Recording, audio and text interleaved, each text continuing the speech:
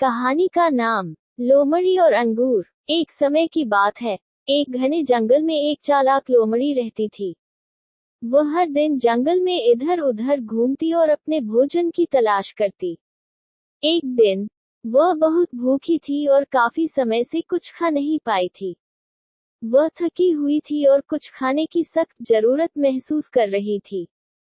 लोमड़ी जंगल में घूम रही थी, तभी उसकी नजर एक अंगूर की बेल पर पड़ी, जो एक ऊंचे पेड़ पर चढ़ी हुई थी। उस बेल पर बड़े बड़े रसीले अंगूरों के गुच्छे लगे थे, जो देखने में बेहद स्वादिष्ट लग रहे थे। लोमड़ी के मुंह में पानी आ गया और उसने सोचा, अगर मैं इन अंगूरों को खा लूं, तो मेरी भूख मिट जाएगी और मैं तृप्त हो जाऊंगी। लेकिन अंगूर काफी ऊंचाई पर थे और लोमड़ी को उन तक पहुंचने के लिए कड़ी मेहनत करनी पड़ी। उसने अंगूरों तक पहुंचने के लिए अपनी पूरी ताकत से कूदना शुरू किया। पहले कूद में वह अंगूरों तक नहीं पहुंच पाई। उसने फिर से जोर से कूद लगाए, लेकिन फिर भी अंगूर उसके मुंह से दूर ही रहे। वह बार बार कोशिश करती रही, लेकिन हर बार असफल रही। हर बार असफल होने के बाद भी लोमड़ी ने हार नहीं मानी।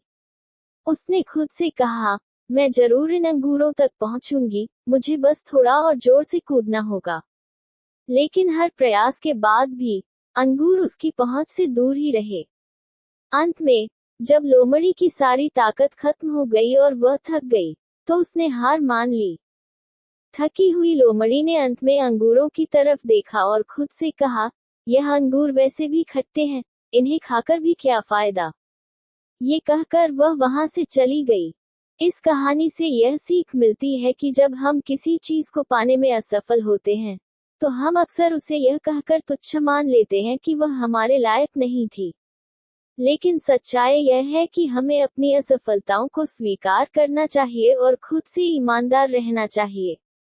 कभी कभी हम सिर्फ इसलिए चीजों को तुच्छ बताते हैं क्योंकि हम उन्हें हासिल नहीं कर पाते।